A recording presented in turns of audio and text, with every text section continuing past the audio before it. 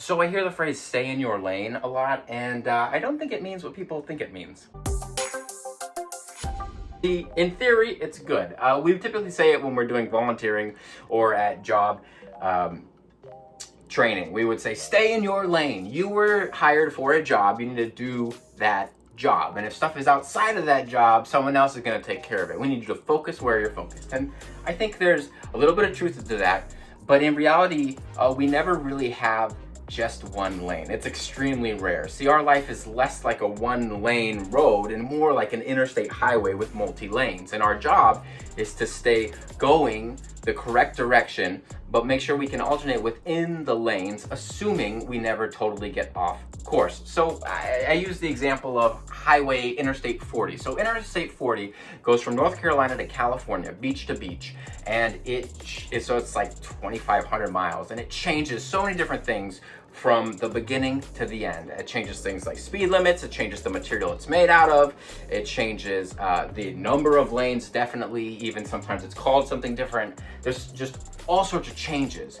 And so if we look at our life like Interstate 40, we have to recognize that things change and there's not just one lane. So especially as we grow, those lanes expand into many more lanes. So for example, this entire thing is Highway 40, but every once in a while you'll have a new highway come on or a new highway come up.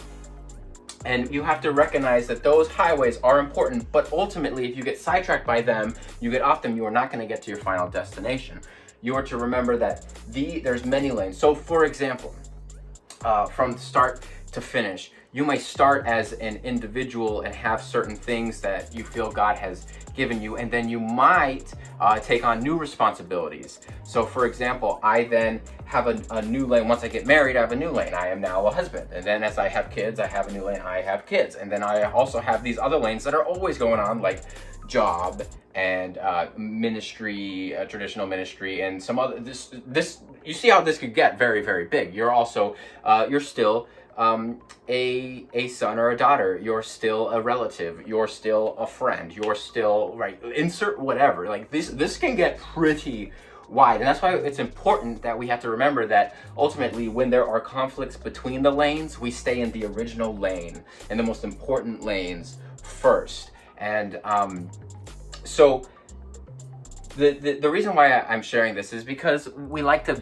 make everything cookie cutter, and it's just not cookie cutter. And the reason why we look at this is because from Interstate 40, from the beach to beach, you have to make sure you know the roadmap. And if you don't know the roadmap, you better listen to the GPS. The GPS is going to keep you on track, because the difficult times are going to be when the speed limits change. The difficult times are going to be where there's many roads to go off of, and you have to stay the course. And the problem with that is many people are also trying to stay the course, and they're trying to prioritize their lanes. You're trying to prioritize your lanes, and sometimes those lanes aren't the same. And it's important to be okay and to have grace for those whose lanes might be different.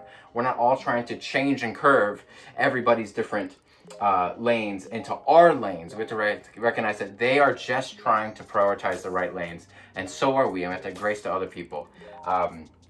So anyway, sidetrack. There's also something that's interesting, because we have the idea of express lanes. How does express lanes work? Well, express lanes are awesome. Sometimes when things are in a particular special situation, you may have just 1 or 2 or 3 lanes and you are zooming, but those are toll roads. So you better make sure that God called you onto that road. Otherwise, the bill's gonna come and it's gonna be your bill. Now, it's a pretty simple concept, but I want to say that if in all these things, in your identity as being a spouse or a parent or whatever your season is, underneath all these things, what's super important is that you always remember what God's truth is about you. God's truth will always keep you in the right path. It'll help steer you back, because through all these things, you have to remember that you are an overcomer through Christ, that you are forgiven, that His mercies are new every day. These truths often help you in this drive to help not get sidetracked, because they're going to try and keep you sidetracked. So, for example, Adam and Eve were created in the image of God. They were already like God, and so one of the first things the enemy came in was he tried to convince Adam and Eve, hey, if you do this, you will be like God. Well, they didn't remember their lane. They were already like God. They don't have to go off. They forgot the truth. And so they went off in their lane, and then they ended up all over, and they drove around and really where they didn't need to be. They could have just stayed in their lane. What's interesting about this, the book of Ecclesiastes talk about this all the time. I feel this theme throughout it, is it talks about how things are so insanely temporary. He talks about things being meaningless and vanity, but really the word is more like insanely temporary, fleeting. And so we remember that in its time, God has made things beautiful in their time. The writer says, we have to make sure that we stay in our lane and try our best to be present. Be in our lane. Enjoy the season we're in, because that season could be short. That season could be ending soon. There could be something important about that we're missing. So that's important. And I'll finish this. There's a proverb in Proverbs 6 and I believe Proverbs 30 talks about the ant, and it praises the ant because the ant knows its season. It talks about how the ant prepares, and then he gets the harvest, and then he stores it up for the winter. And he praises the ant because they know the season they're in. And if you look at ants in their ant colony, they can do so many things. They know not just the season they're in, but they know the situation they're in. Ants can work together to become a boat. They can work together to become a bridge. They can work together. The worker can become a fighter if needed. There's all these things that ants have so many lanes. And so when I look at the idea of how an ant is able to be present in that moment, and when things kind of shift, to go ahead and prioritize, right?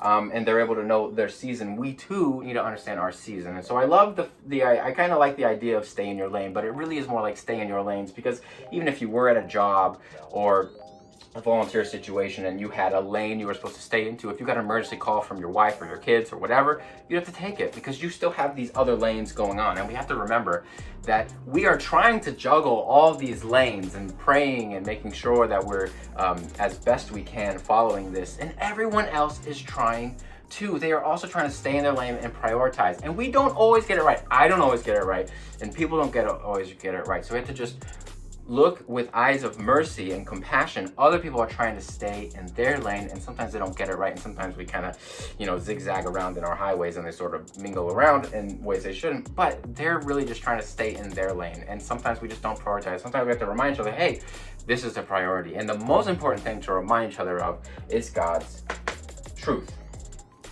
So stay in your lane. Zah.